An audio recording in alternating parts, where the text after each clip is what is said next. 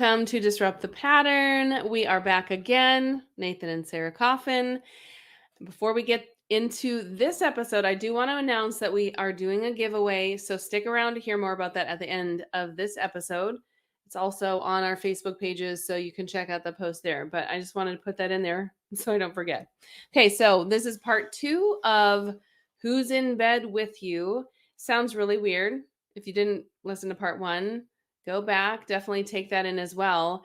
But this is a series talking about what influences that kind of like sneak into your relationship that cause boundaries in your marriage when it gets in the way of you connecting intimately. So, just a disclaimer here there won't be any instruction videos or manuals provided at the end, so don't get too excited. Sorry, Neil, that was for you. So, this week, we're going to talk about the influences of our past relationships, our parents, our own insecurities, and all that kind of stuff. So let's get into it. Welcome to Disrupt the Pattern. We're Nathan and Sarah Coffin, and our mission is to revive marriages and families to create a new wave of authentic, Christ-driven homes. We're starting with relationships we've had in the past. Now, all of us, I'm sure, have had those at some point. Maybe not intimate ones, maybe, but either way, it's going to affect how we interact with our spouse. It also just affects like how our intimacy is and how we relate in that as well. And if you have had partners before, then you kind of leave a piece of yourself with those people and they leave a piece of themselves with you as well. It's a two-way street. So then that just creates some baggage for both of you in your future relationships. Right. And last week when we were preparing for both of these episodes, we had the song, Whose Bed Have Your Boots Been Under? And I cannot get that out of my head. And I was like, oh, I was over Shania Twain like decades ago, but it came back. It came back. So anyway, but some people think that you should sleep with plenty of other people before you get married. One, so you get a lot of good practice in, so you'd be ready for marriage. It's like going to the batting cage. Right, go in the batting cage, getting practice, ready for marriage. And then the other thought is that if you don't have good chemistry as a couple, then you want to find that out before you get married and kind of save yourself from having troubles or a bad marriage because you don't have that chemistry, right? So, but a big barrier that couples face is comparing with past partners when they have been intimate. And that can be good or bad, right? It can be like, you're a way better kisser than they were, or it could be like, man, I just kind of really miss that part, you know? So it can be good or bad. And either way, obviously someone else is on their mind and they're a distraction, and you start playing mind games because of that. And that's going to obviously affect what's going on. So there also could be a discussion on current partners instead of just past, because we kind of like thought, well, I mean, sometimes it's not in the past. Sometimes there's people that are secretively, or maybe not anymore secretively, but having some other relationships that they're cheating on their spouse. So that's literally the quickest way to lose love for your spouse and to have barriers and trouble in your relationship and intimacy. And that needs to be cut off immediately, or divorce will definitely be in your future. So you can't actively love your spouse if you're actively pursuing someone else. And if this is going on, I would just say take major action to change it. You can't just keep like going back and forth between the two, like not making a decision, because that's not fair to anybody. So take major action, change it. And if that, that spark isn't there in your marriage anymore, and that's maybe why you're seeking out other relationships, we all know the grass, or we should know the grass is not greener on the other side, and the fire will go out in that relationship too. So when that one gets to be old hat and you're needing to find excitement again, there's some things that you need to deal with in here. So past and current, we kind of snuck current in there. Yeah. So I guess you're probably asking, what can we do about it?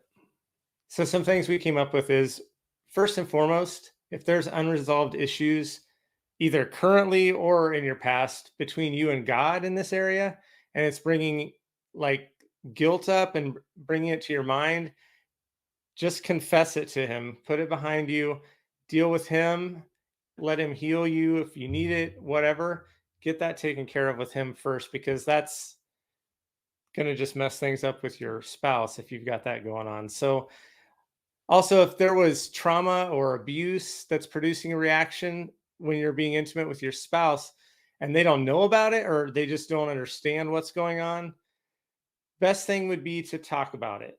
I mean, talk about it with your spouse. They don't have to have all of the details and all the dirty secrets, but just knowing will help them be aware and more in tune with it, into what triggers it for you. Mhm. And also, there is no shame.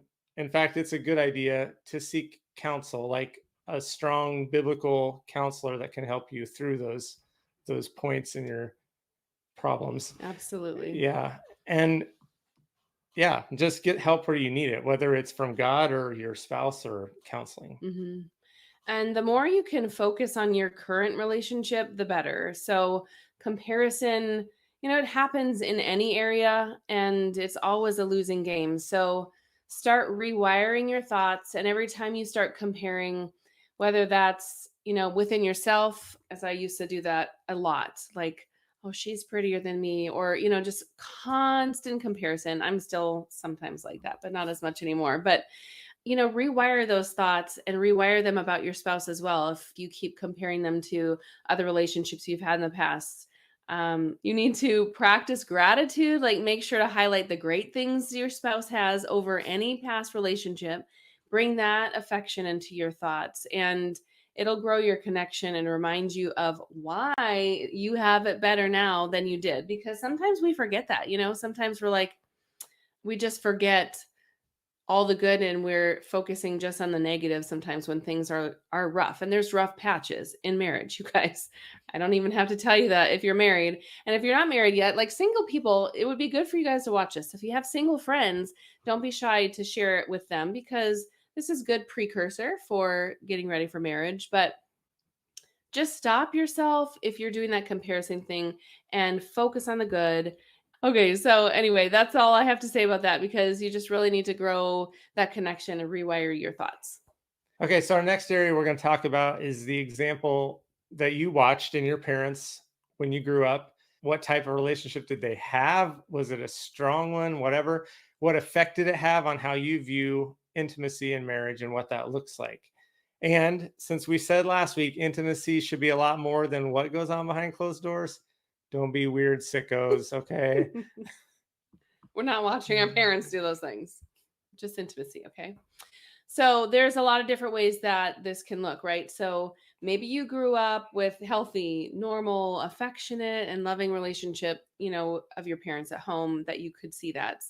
Maybe you wondered if your parents even liked each other because you never saw them show really any type of real affection or natural affection, and it just seemed kind of staged sometimes, like obligation affection. That's terrible. That is That terrible. is Affection. obligatory affection.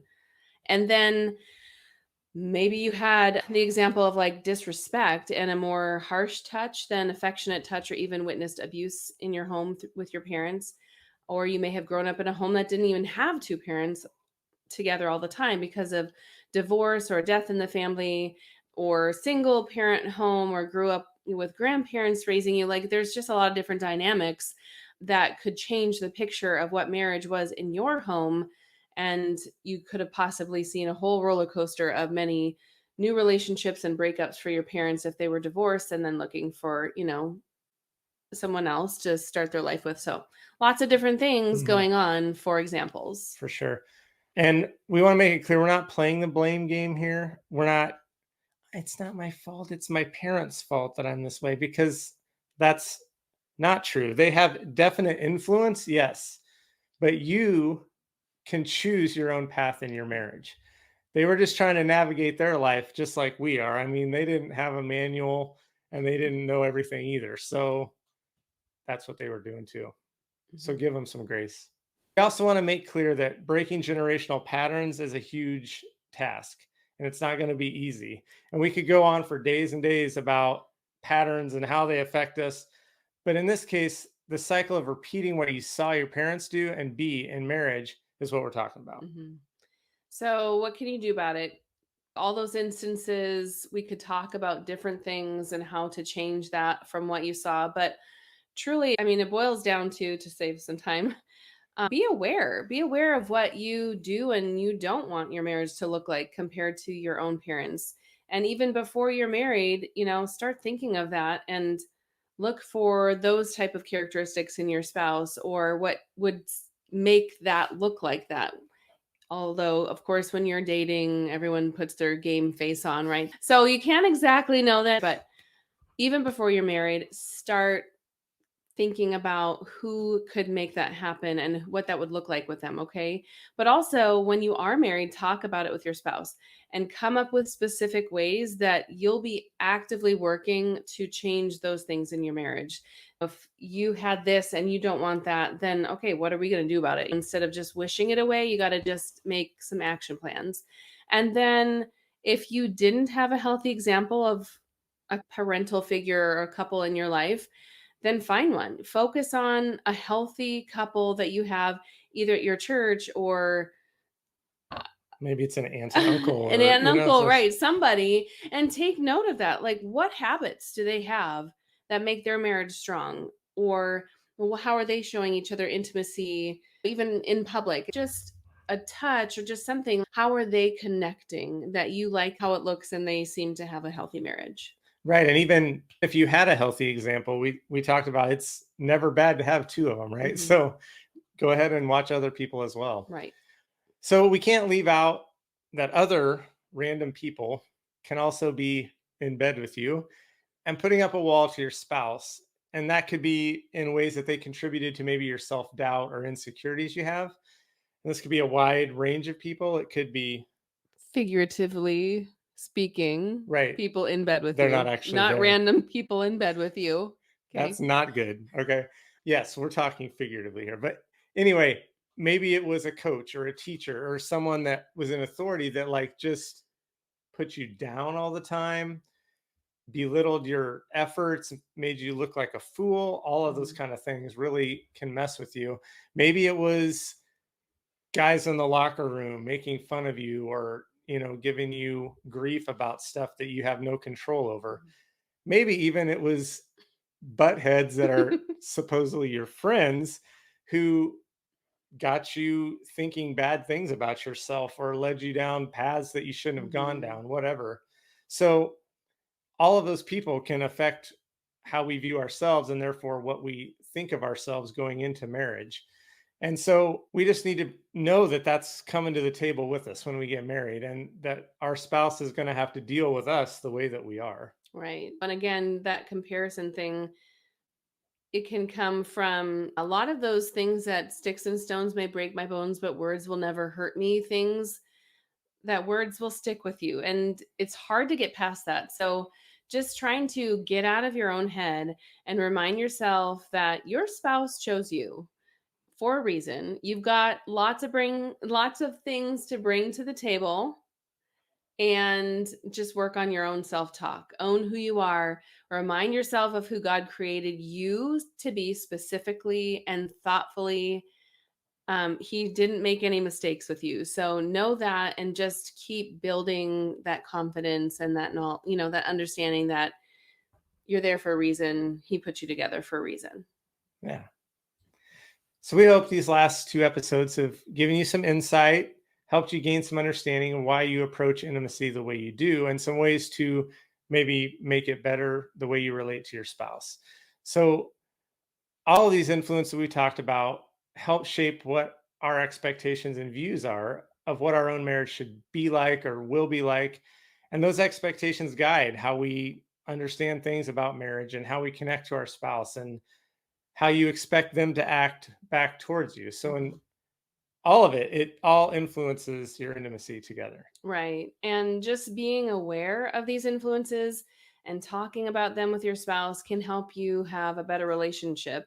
Maybe not now, but in the future, because it just takes time sometimes. It takes a lot of time, especially those generational patterns. I mean, that didn't come overnight. It's not going to go away overnight, but your spouse may not really understand what's contributing to the issues if you haven't talked about them together. So you both need to understand that your marriage can look like what you want it to look like and not what you saw in the past or had in the past or what other people have told you or showed you that it should look like. So, just be open, start a conversation, and don't be afraid of it. Don't be afraid to have that conversation. So, the giveaway, I wanted to talk about that before we leave. So, our giveaway that's going on, you're watching now. So, this is a good sign, right? You're already watching, but if you go onto our Instagram, disrupt the pattern, disrupt dot the dot pattern, Nathan's Facebook account, my Facebook account, our disrupt the pattern business page, you'll see a post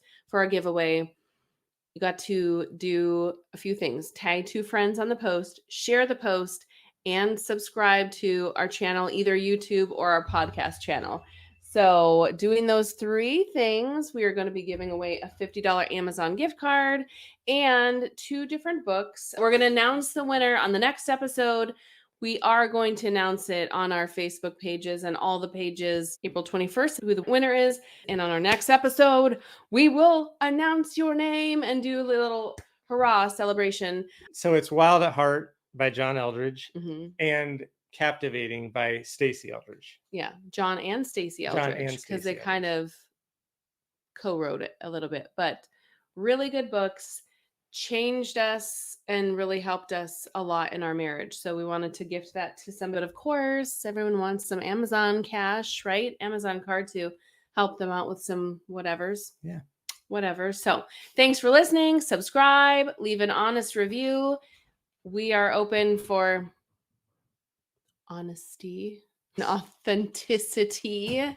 And we are just glad you're here, and your support is what's going to keep us going. And so growing our reach is really our goal right now, so we can keep this happening. So till next time, stay authentic and disrupt those patterns. Bye. Bye.